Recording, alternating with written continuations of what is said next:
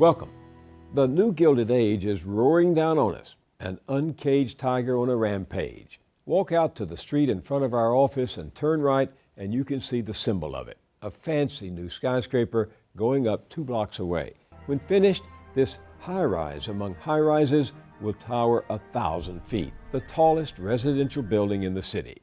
The New York Times has dubbed it the Global Billionaires Club, and for good reason.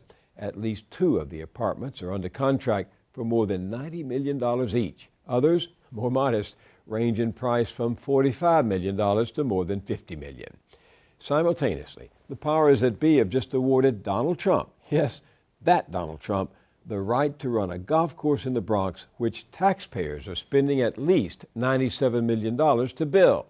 What amounts to a public subsidy, says the indignant city comptroller, for a luxury golf course. Good grief, a handout to the Plutocrats' plutocrat. This in a city where economic inequality rivals that of a third world country. Of America's 25 largest cities, New York is now the most unequal. The median income for the bottom 20% last year was less than $9,000, while the top 1% of New Yorkers has an average annual income of $2.2 million.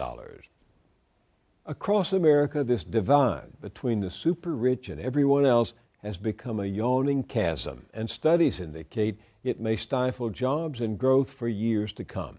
At no time in modern history has the top 1/100th of 1% owned more of our wealth or paid so low a tax rate. But in neither of the 2 presidential debates so far has the vastness of this astounding inequality gap been discussed. Not by Mitt Romney, who is the embodiment of the predatory world of financial capitalism, and not even by Barack Obama, whose party once fought for working men and women against the economic royalists. So just in time, if not too late, comes this definitive examination of inequality. Plutocrats, the rise of the new global super-rich and the fall of everyone else. Its author is Chrystia Freeland, whose journalism is steeped in years of covering robber barons from Russia to Mexico and India. Once deputy editor of the Globe and Mail in Canada and a correspondent for the Financial Times and The Economist, she is now the editor of Thomson Reuters Digital. We're joined by the perceptive and merciless Matt Taibbi, who has made the magazine Rolling Stone a go-to source for understanding the financial scandals that roil America. Who can forget his 2009 article on the Great American Bubble Machine, which described investment bank Goldman Sachs as, quote, a great vampire squid wrapped around the face of humanity, relentlessly jamming its blood funnel into anything that smells like money. Welcome to you both. Thank you. Income inequality has soared to the highest level since the Great Depression, with the top 1% taking 93% of the income earned in the first year after the recovery, the first full year after the recovery. Why are the 2 candidates not talking about inequality growing at breakneck speed? You know, I think because it is still a taboo in American political life and in American cultural life. One of the economists I talked to, he works for the World Bank, and he said to me, you know, and he's a specialist in income inequality, and he said, when you go to think tanks and you say you'd like to do a study about poverty, they say, that's fine, that's great, we're happy to fund it, because writing about poverty makes everybody feel good and feel that they're being charitable and beneficent. But if you say, actually, I want to study income inequality, and even most dangerously, I want to study what's happening at the very top of the distribution, what Branko Milanovic said to me is the think tanks immediately pull away because they say our donors won't like it, and that actually challenges the whole economic setup of the United States and of Western capitalism. It's very, very threatening, and I think that that's why you've had the billionaire class. You know, the minute Barack Obama, I would actually say rather gently, suggested that the millionaires and the billionaires should pay a little bit more, you had immediate cries of class warfare from the plutocrats and very emotional. You know, there was an activist investor who sent an email to his friends. The subject line is battered wives. And in the email, he compares himself and his fellow multimillionaires to battered wives who are being beaten by the president. He actually uses those words. And I thought it was really interesting in your book how you pointed out that Bill Clinton himself responded to Obama's criticism by saying, I would have done it a little bit differently. I think, you can't attack these people for their success. And I think that's very relevant because if you go back in time, it wasn't always this way, but I think the shift really began with Clinton and the New Democrats. I think after, Walter Mondale lost in 1984, the Democrats decided, we're never going to lose the funding battle again. And they began this sort of imperceptible shift where they continued to campaign on social issues the same way they had before. They retained their liberalism in that sense. But economically, they began to side more and more with Wall Street and more with the very rich. And I think we've now reached the point where neither party really represents the very poor in the way that the Democrats may be used to. And so that's why you don't see it in the debates, because neither party is really an advocate for that kind of left behind class anymore. It is the people at the bottom, as Matt says, but it's also the people in the middle. Right. The middle class is being hammered. Those yeah. jobs are hollowed out. And where are the people pulling back and saying, okay, technology revolution, we love it. Globalization, I love that too, and I think it's great people are being raised up in India and China and now Africa. But let's think about how our society and our politics need to change to accommodate this. And no one is doing that. And meanwhile, the guys at the top who are doing so well actually are saying, we need to slant the political system even more in our own favor. Why are we so passive about this? Well, I think first of all, the poor in this country have been incredibly demoralized. Whether it's the relentless attention of bill collectors, or if you go to poor neighborhoods. I was out in Queens last night interviewing a kid who's been stopped and frisked 70 times already. He's 22 years old. You have this constant interference by the police if you live in a bad neighborhood. There are all these obstacles to getting up and rising up and having your own voice. And also, I think in the media, we get these relentless messages that being poor is actually your own fault, and that people who are rich deserve to be rich. And a lot of Americans are disillusioned about their situation. They actually do believe on some level that if they're poor, they deserve to be that way. I think and so they're reluctant to go out and revolt the way maybe Europeans in the last century, early in the last century, would have. Left unanswered, where does this vast inequality take America? Well, I think to a very bad place, and I see two real and present dangers. One is that you see an increase of the political capture. Of the political capture. So of the people at the very, very top capturing the political system, and most crucially, I think something that an economist, a guy called Willem Boyter, who's the chief economist at Citigroup, he calls it cognitive capture, where he says, look, it's not like this vast conspiracy. It's not as if, everyone is on the payroll of the plutocrats. And this guy, okay, he is now the chief economist of Citigroup. He wrote this when he was an academic economist. But so he's hardly, some kind of Marxist on the barricades. His argument was that part of the reason the financial crisis happened is the entire intellectual establishment, not just people inside investment banks, but regulators, academic economists, financial journalists, had all been captured by the financial sector's vision of how the economy should work, and in particular, light touch regulation. And I think there is a broader cognitive capture of, you might call it the intellectual class, the public intellectuals, around maybe the inevitability of plutocracy, as Matt was saying, this notion that if you're poor, it's your own fault, you're part of this dependent 47%, unions are very bad, all of that sort of stuff. So I think that cognitive capture increases, and I think what you see increasingly is elites like to think of themselves as acting in the collective interest, even as they act in their personal vested interest. And so what I think you end up seeing is social mobility, which is already decreasing in the United States, being increasingly squeezed. You see particularly powerful sectors, finance, oil. I would say the technology sector is going to be next in line, getting lots of government subsidies. And meanwhile, I think you see much less money spent on the things that the middle class and the poor need. That's why you have this, full-bore attack on entitlements, right? Why is the plutocracy so enthusiastic about cutting entitlement spending? Because they don't need it, but they're very worried about their tax dollars where was that outrage funding when the $5 trillion or $6 trillion in bailouts right. was coming their way? So I really worry about that. And then the other thing that I worry about is you do start actually stifling economic growth.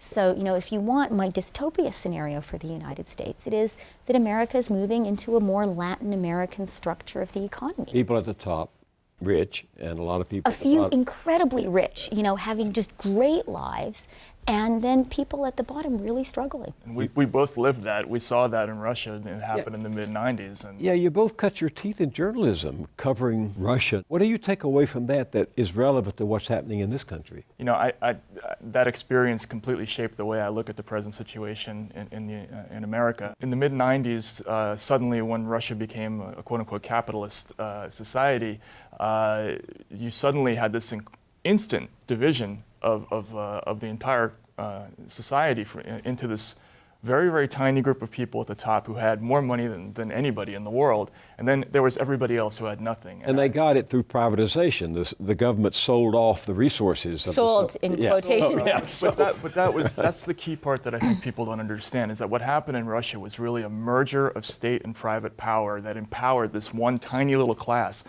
There was this moment in Russia's history called loans for shares, the loans for shares privatizations, where a few people, a lot of them were ex-KGB types, were essentially handed the jewels of Russian industry by the people in the Yeltsin government. There were companies that were put in charge of their own auctions. So they were all in charge of their own auctions. They're all in charge of their own auctions. So you would have an auction for an oil company, and a bank would be put in charge of that auction, and the bank magically would win the auction for the oil company, which is worth, billions or even hundreds of billions of dollars. And that's how they instantly created this super wealthy class of people, and everybody else had nothing. This one story, for me, this image that I'll never forget, I went to a coal mine up in the Russian Arctic North, where workers hadn't been paid their salaries for 9-10 months at a time. And when I went to the mine owners, the first thing they wanted to do was to take me to their bright, shiny new lounge that they had built for themselves and show off their brand new slate pool table that they had built with the money that they weren't paying to their workers. And that, to me, perfectly expressed the divide in modern Russian society. You had these people who were living off nothing on the one hand, and then you had these super wealthy people who had been enabled, who just kept the money for themselves. And that's, I think, it's a caricature of what we're experiencing here in America, but I think that's where the world is drifting toward now. You write about some of these super rich, not only with insight, but with empathy. That is, you got to talk to a lot of them. You have moved among them as a financial journalist, been to Davos and other places like that. And I'm wondering, how did you crack what is clearly a tight-knit world? Well, I guess the way journalists do it, just by talking to people, writing about them. I think you write stories that show people that actually you're interested in what they're doing. And what I would also say is, I believe in capitalism. And I also actually believe in globalization and the technology revolution. If you gave me the option of turning the clock back to the 1950s, I wouldn't do it, partly because I'm a woman and things were not that great for us then. And it's important, I think a mistake that the left can make in criticizing income inequality is to behave as if this is entirely a political confection. It's entirely about political capture. There are no genuine, legitimate, and actually benign economic forces driving it. Because I think there are. I think the winner-take-all economic dynamic is something that is existing separate from the politics. The politics in the United States are exacerbating that division rather than mitigating it. But I do think that when you pull back and look at the global picture, which is something that was important for me to do in the book, it becomes a little bit harder to say this particular American tax break or even this particular American financial reform is the only thing driving income inequality. Because the really remarkable thing is the extent to which this is a global phenomenon. It's happening across the Western industrialized world. I'm Canadian, so I'm practically born a socialist in the view of many Americans. But even in Canada, income inequality is increasing. It's even, for a while in the economic literature, the one outlier was France. And so insofar as economists make jokes, they would say, oh, the French, they have to be exceptional even in this area. But now you're seeing it increase in France too, and you're seeing it increase in the emerging market economies. So I think we do have to accept that there are some economic drivers. Now those economic drivers are partly put in place by the politics. It was politics that allowed globalization to happen. And in the United States, really crucially, and I think you can't emphasize this too much, look at what happened with the tax code. I mean, in the 1950s, this era when America felt itself to be a very conservative society, and it was, the top marginal tax rate was above 90%. Yeah, 91%, I believe. Right? Just think about that. Imagine if Barack Obama had said in the debate this week, you know what, Governor Romney, I think America in the 50s was a wonderful place. That was the age of the greatest generation. They too faced a real budget deficit they had to pay off, and the people at the very top were willing to pay a 90% top marginal tax rate. Would you be willing to do that, Governor? I mean, imagine if he had said that. You cover some of the same crowd that Chrystia is writing about, but you do so with complete irreverence. Now, do you still gain access to them, or have all the doors been slammed in your face? Well, the very, very top people won't talk to me. I don't have access to the same people that Chrystia maybe talks to, but I do talk to a lot of people who work on Wall Street. In fact, I got started down the road of this whole topic, after I wrote a couple of articles, and then suddenly there was this outpouring of people from Wall Street who suddenly wanted to talk to me because they were upset about the direction that the financial services industry was taking. So I'm hearing a lot from people sort of from the middle on down on Wall Street, and what they're really upset about is corruption, is this merging of state and private power where the losers don't lose anymore. I think the people who get really upset are small hedge funds, small banks, and they see companies like Citigroup and Goldman Sachs and JP Morgan Chase make mistake after mistake, and they get rewarded for it, but with bailouts and an even greater market share than they had before. And so, my analysis is informed by those people, and I think Chrystia and I agree about a lot of things, particularly about the growing divide and how extreme it's become. My analysis just might be a little bit angrier, just because from the point of view that I'm particularly looking at is the corruption and the use of force and state power to keep the divide where it is and increase it. You both have pointed out that we tend to talk as if Wall Street and the plutocracy were a monolith, but it's not. Do you think there is a civil war within the 1%? There's absolutely a schism developing in this community. Think about it just on one level, on the level of banking, right? If you have these too big to fail banks, everybody in the world knows that nobody's going to allow the very biggest commercial banks to go out of business. It will never happen. 2008 proved it, that if they ever get in trouble, the government will come in and rescue them. So what does that mean for those banks? It means that it allows them to borrow money more cheaply, because anybody who lends them money knows they're always going to get paid off. The government, if in the worst case scenario, they're going to get paid off. So this gives them an inherent financial advantage over the small regional commercial bank, which does not have that implied government guarantee. And so those people are furious. They're furious that they have to compete against these gigantic monoliths that have the implicit backing of the U.S. government. Then there's the other problem of corruption, and I hear all the time from hedge funds, these smaller guys who believe that some of the big investment banks are selling them out to even bigger hedge funds that are giving away information about their positions to even bigger clients so that somebody else can trade against them, or maybe the banks themselves are front-running their positions and trading against their own clients.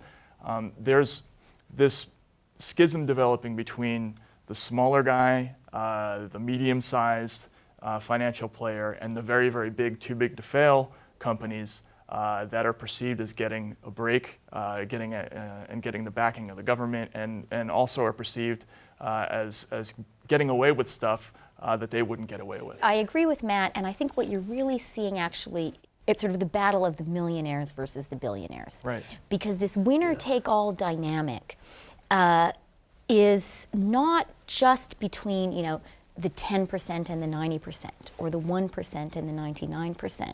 What's quite interesting and leads me to really believe that there are some deep economic forces involved is it's happening just as much within the top 1%. We saw it in the recovery. You cited those statistics, Bill, about 93% of the recovery going to the top 1%. 37% of the recovery went to the top 0.01%. So even in there's even more of a gap. And the people one layer down can be very, very aggrieved precisely because, they see what's going on. They see that unfairness, and it makes them really, really mad. One of the things that I found as I was writing my book and talking to Plutocrats was, as Matt says, these are very, very smart people, and many of them, not all, some work very hard too, don't they? This is not Downton Abbey. These are not people, this is not a landed gentry. These are people who, even if they're sort of a Mitt Romney or a Bill Gates who grew up very affluent, their actual business, they did build themselves. They built in a society that was very supportive of that, but they built it. So, they're hardworking. They have to be thoughtful about the world because they're making investments. And what I found was very interesting was they were very keen to divide the world into the good plutocrats and the bad plutocrats. And what was very funny was everyone was happy to make that division, but everyone felt that they themselves and their particular type of business belonged to good plutocrats and somebody else belonged to bad ones. So you talk to the Silicon Valley guys, they love talking about this, especially after the financial crisis, because their view was, of course income inequality is a problem. Of course there has been state capture by those bad guys in New York. Right. We, however, are the innovators. We created value ourselves. We are completely pure and good. And these issues really have nothing to do with us. Do you think they think they're really defending honest capitalism? Oh, absolutely. The one thing that's consistent in my exposure to the financial services industry is that the people who work within it, and particularly the people at the very, very top, sincerely believe that they have not done anything wrong. And when you bring up things like the mass sale of fraudulent mortgage-backed securities, it's just like you say, it's always somebody else who made that mistake. We didn't know at the time that we were selling billions and billions of dollars of junk, and we were dumping this on pension funds and foreign trade unions. It was always somebody else who was doing that. And they also have built up this very, very powerful insulating psychological justification for their lifestyles. They've adopted the sort of Randian point of view where Ayn Rand. Yeah, exactly. They genuinely believe that they are the wealth creators and that they should get every advantage and break, whereas everybody else is a parasite and they're living off of them. So when you bring up to them, for instance, how is it that nobody, despite this mass epidemic of fraud that appears to have happened before the 2008 crash, how come nobody of consequence has gone to jail after that?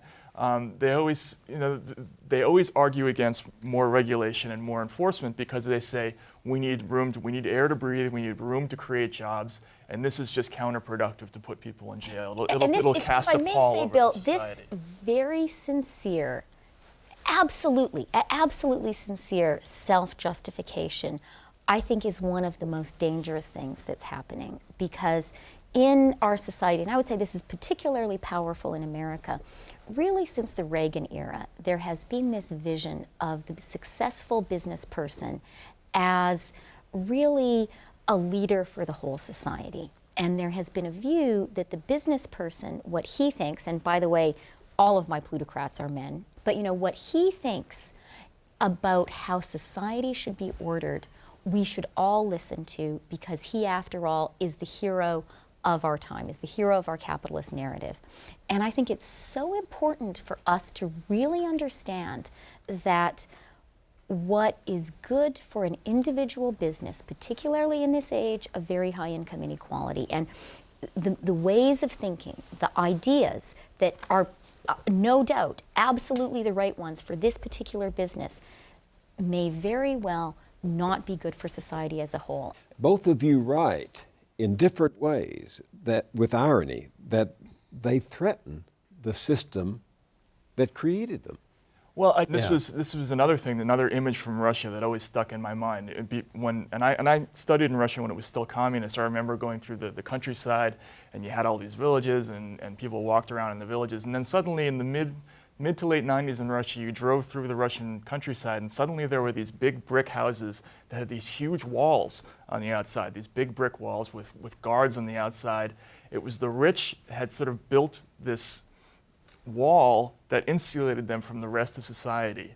They were there was one society on one side of those walls, and then one society on the other side of it. And I think that's where we're headed now. We have this kind of community of rich people who sort of hop from place to place, and they never have any sort of intercourse with the rest of the world. Disconnected. They're completely disconnected, and so they've built this kind of nation where inside it's all nice and everything works logically and it makes sense to them, but they never really see what goes on the outside. Do they feel entitled? Yes, absolutely. And for what reason? Because they are treated so well. So my favorite story about this was I was at Heathrow Airport about to go to a fancy conference, and I ran into someone also going to the fancy conference, a Silicon Valley senior technology person. And I didn't have a car, but he had a car coming to pick him up, and so he offered to share the ride. So we're in the car, and this technology guy said to me, when you live our life, you are surrounded by such power and such entitlement, you lose touch with reality. And his very personal example was, he said, I was recently staying at this lovely Four Seasons hotel, and I was beside the pool, I was eating a melon, and my spoon fell to the ground. And he said, before I could summon anyone, someone rushed up to me with 3 spoons of different sizes on a linen napkin, so that, God forbid, I shouldn't have the wrong size spoon. And what he said was, what was amazing to me, he's talking about himself, is when I re-entered my real life, he said, I was kind of a jerk, because I expected to live a life where I was constantly being presented with 3 spoons of different sizes. And I couldn't deal with the frustrations of everyday life. What makes this a totally ironic story is here he's telling this kind of self-aware story about the plutocracy. But when we had been in the airport waiting for the car, he was on the phone screaming at someone about where is my car, et cetera, et cetera. So this is, morning in Heathrow, middle of the night, in San Francisco, and he's yelling at someone there because she hasn't organized his car and we had to wait for 5 minutes.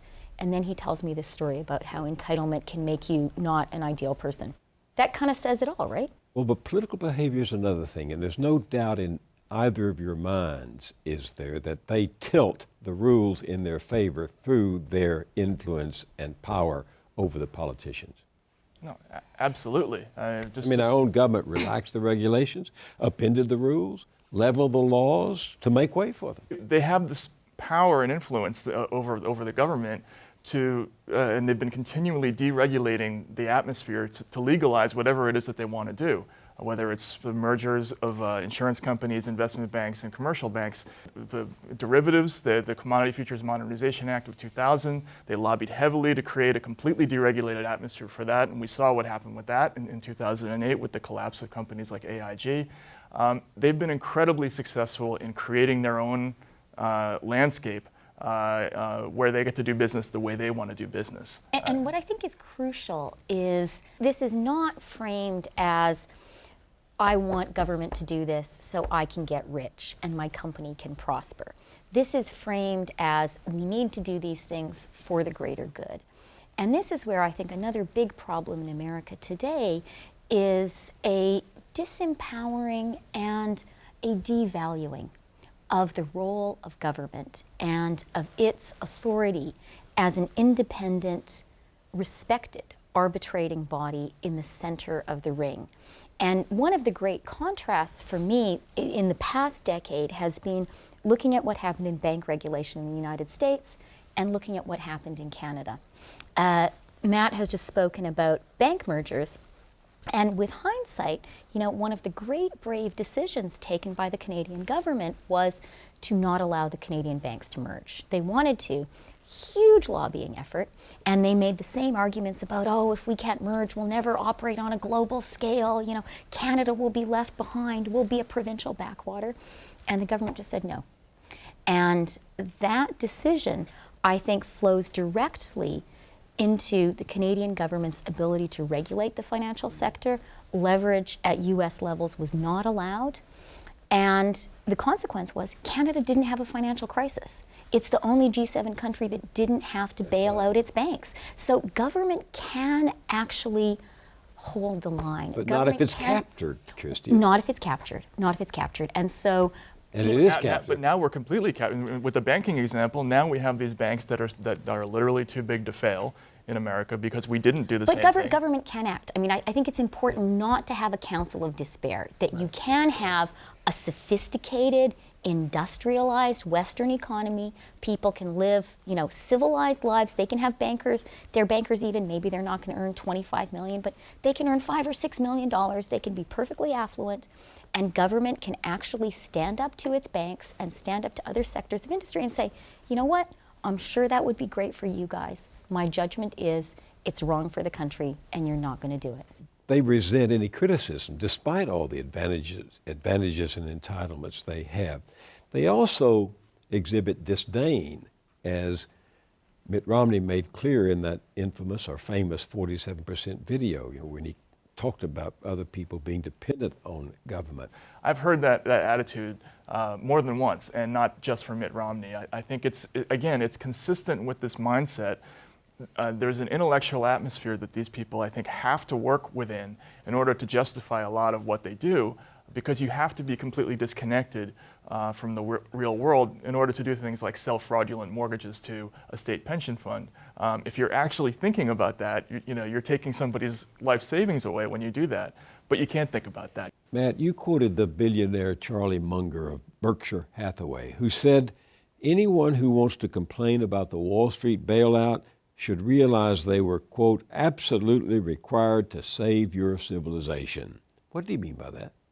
Well, again, this group of people believe that all of civilization depends on their health and their well-being. So when they were threatened in 2008, when they were all about to collapse, it made absolute sense to them that the government should immediately intervene and give them as much money as they needed to not only to get back on their feet, but to restore their lifestyles to the level that they had been accustomed to. So I'm going to step in as a voice in favor of the bailout. I think that Munger was right. I do actually Saving believe, civilization? Yeah, I think it was. I think that the bailouts were absolutely essential.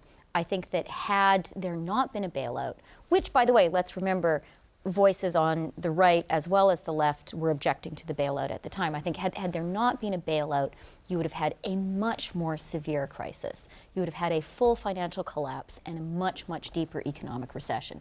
Now, I think where you can and should criticize is, first of all, why was the crisis allowed to happen in the first place and the regulatory failure beforehand? I think, second of all, where were the strings attached? And actually, Charlie Munger's great business partner, Warren Buffett, drove a much harder bargain with Goldman Sachs than the US Treasury did. 2008 is not so long ago, and already the anti-regulation chorus is so strong.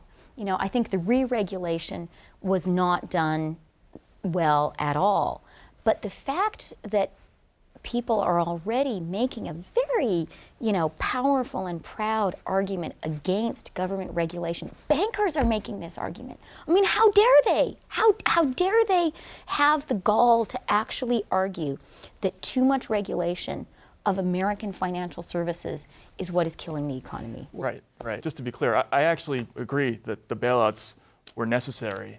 What I completely disagree with was the way they were done. They just simply threw a whole bunch of money at this community and didn't have any conditions at all. They didn't sweep in and change any rules. After the SNL crisis, for instance, we went in and there were massive criminal investigations. We put 1,000 people in jail. There were no such investigations this time around. So this was just making everybody well again and restoring everybody to the status quo, which I think was a major mistake because it produced precisely the result we're talking about now. It allowed everybody to think that the previous status quo was okay. Let me talk about the CEO class, because it seems almost every day now there's a new story of some CEO, some boss of a big company who's attempting to tell voters to vote as they say. What do you make of that? If you really see yourself as a job creator, someone who is not just pursuing their business interest in getting richer, but someone who is creating jobs, doing great things for America and for your workers, and you also sincerely believe that Barack Obama is a bad guy, then you feel you have to help your workers to understand this. You know, you have to let them know that you, the job creator, believe that this job creation, of which they are the fortunate beneficiaries, you know, that engine is going to slow down. It's going to grind to a halt. Do you see this as different from what unions do in urging their voters to go out and vote for the candidates of their choice? Do you see it differently? I think it's a little different just because there's an implied threat. It's very, very vague, but you know, if the CEO of your company suggests to you that you have to vote for Mitt Romney or you have to give money to the Romney campaign, I think the tendency to not break ranks is going to be a little bit stronger than maybe it would be in a union. But I think it grows out of this. You know, companies and corporations, they're not democracies. They're authoritarian structures, and the people who work in those companies, they start to adopt those attitudes after a while, and especially the people at the very top.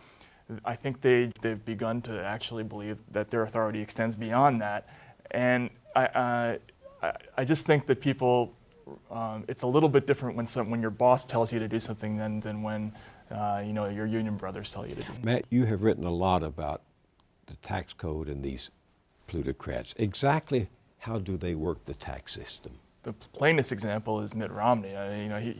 If you look at his tax returns, he paid rates of 13%.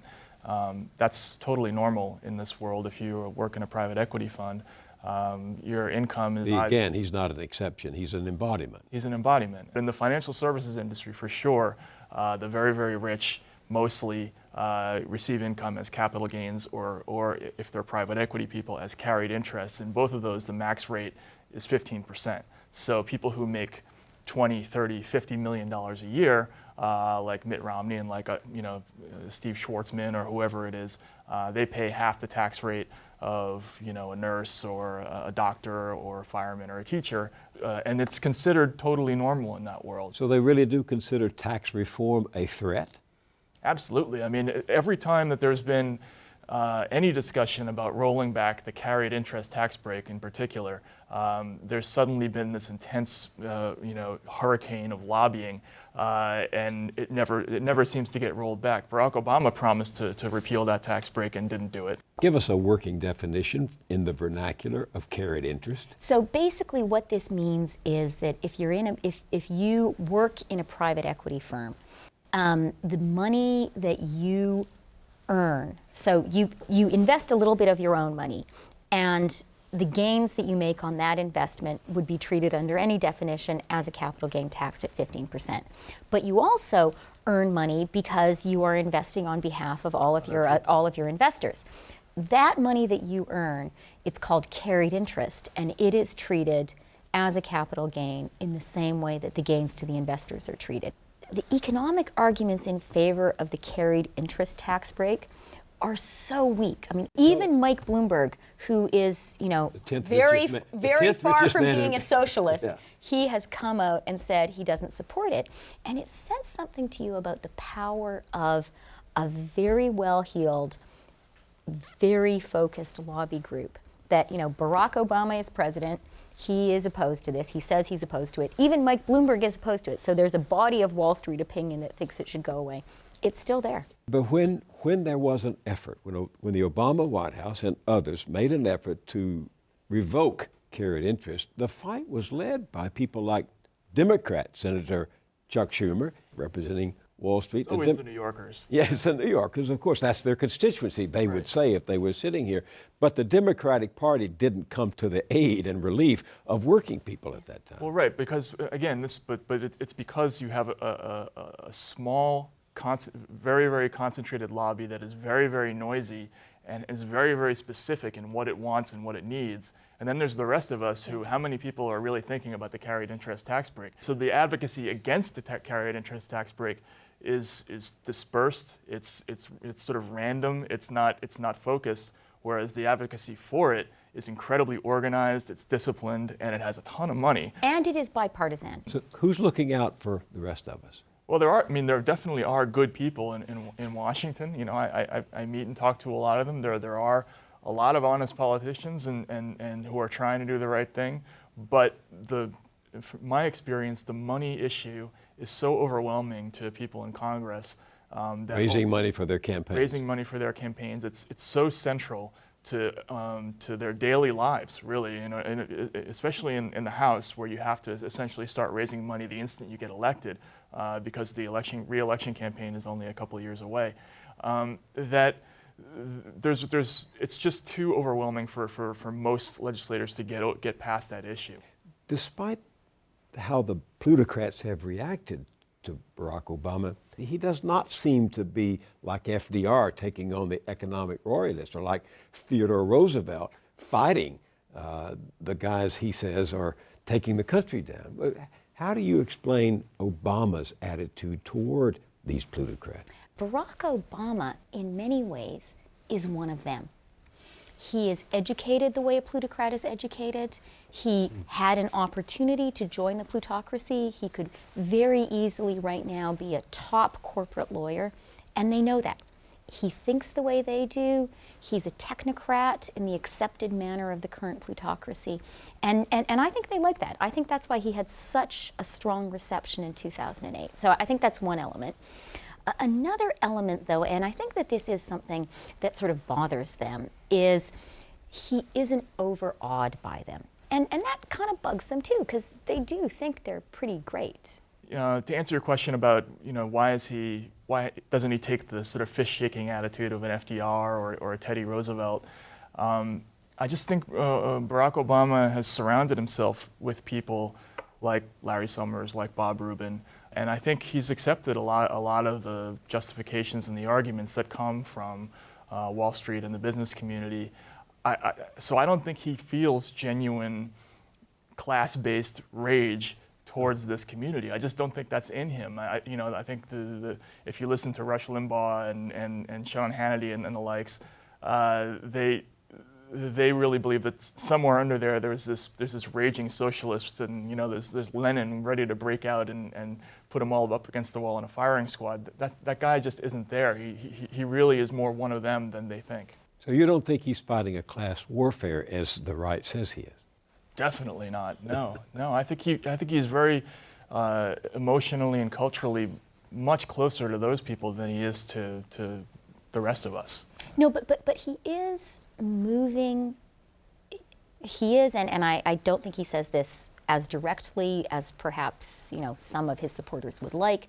He is challenging this notion of the successful businessman as the hero and the driver of the American narrative. And that actually is a big, if you think it through to its logical conclusions, that is a big challenge. And I think that accounts for this hurt, this seemingly completely disproportionate emotional reaction. He's made a rhetorical mistake in the way he's occasionally described this community, and that's what's inspiring this whole reaction against him, this feeling that we are like battered wives, because they've occasionally been described as rich. So it's easy to laugh about this, and we should, but this hurt feelings, the fact that this is really playing out in the emotional space as well as in the balance sheet space, I think is really an important point. I think it's hard for us civilians to get it because it seems so absurd. Really? That would hurt your feelings? Are you so thin-skinned? But it is real. And I think that it's real for a reason, which is I think that Barack Obama, the Democratic Party, but also the political discourse more generally, is posing an existential threat, or certainly an existential question to the plutocrats, which makes them very, very anxious. I haven't heard that, Chrystia. Well, I'll tell Barack you what Obama it is. said in the debate this week that No, but I'll he tell sounded you- like he said, I'm for free enterprise, I'm for... And I'm for free enterprise too, but what he has sound started very tough to on say. them. No, but there's an underlying point that he does make. I think he should make it more explicitly, which is to say that American capitalism is not working the way it was in the 50s. That we are not living in a time when a rising tide is lifting all boats. That we are seeing the people at the very top take off, their economic fortunes actually disconnect from those and from those everybody else. And they're not dependent. You know, that old Henry Ford model where you needed the middle class to be well paid to buy Henry Ford stuff, that has broken down, and we can argue a lot, and we should, about the reasons, but the facts are that it has. And to say that, to actually state that, is profoundly threatening, because it starts to break down this equation of my wealth equals my virtue. The size of my bank account it isn't just good for me, it is a manifestation of my civic contribution. And that in some ways is Mitt Romney's campaign. He's saying, I'm a successful businessman, so I will make a good president. And Barack Obama, he is actually saying, you know what? I don't think that equation works and is automatic. And actually, in saying that, the plutocrats are not wrong to detect a very powerful ideological challenge. If the plutocrats keep on winning, if they manage to avoid tax reform, if they keep low regulation, if they get a president who is sympathetic to them or even enables them, what's ahead for us? Well, I mean, I fear that what's ahead is just the continued worsening of the situation. What we've seen in our lifetime, even since we've come back from Russia, is this decimation of the middle class in America. If we continue on this path, what we'll end up with is Russia or some other third world country where, again, you have this handful of people who are protected and who have expanding wealth, and then there's just this sort of massive population of everybody else, and that's what I worry about. I would like to really issue a clarion call to progressives, because I think the progressive public intellectuals are to blame as well. I think a big reason people aren't protesting is no one is offering sufficiently compelling alternatives and solutions. And when you think back to the history of the Industrial Revolution, the progressive era, the New Deal, these were brand new ideas and brand new institutions designed to cope with changed economic circumstances. What I think is the challenge for everyone who is worried about this, and I think all of us should be worried about it, we should be terrified, but I think we need to start taking the next step, and we need to realize the 1950s are not coming back. What angers me sometimes about these debates is people talking about manufacturing jobs coming back. It's just not going to happen. So let's really face the facts of how the world economy works and really come up with what needs to be the political and social response. And frankly, I see the right not interested in addressing this issue at all, and I see the left not offering enough new thinking. And people know that, and that's why people aren't on the barricades. There's no manifesto to be waving. One caveat I would like to just throw in there is that anytime you propose anything that has any kind of government component to it, there's this automatic criticism that it's communist and socialist. So when you come up with a solution, the boundaries are, let's come up with a solution that doesn't have, that can't be criticized as being communist or socialist, and that is incredibly difficult for people to work around. Okay, but let's at least see the new ideas. I mean, Sure. My argument is we are living through equally profound economic transformations, and we're just trying to rehash and re-tinker with the 20th century institutions. I don't think it's enough. Matt Taibbi, Chrystia Freeland, thank you very much for being with me. Thank you. Pleasure, Bill.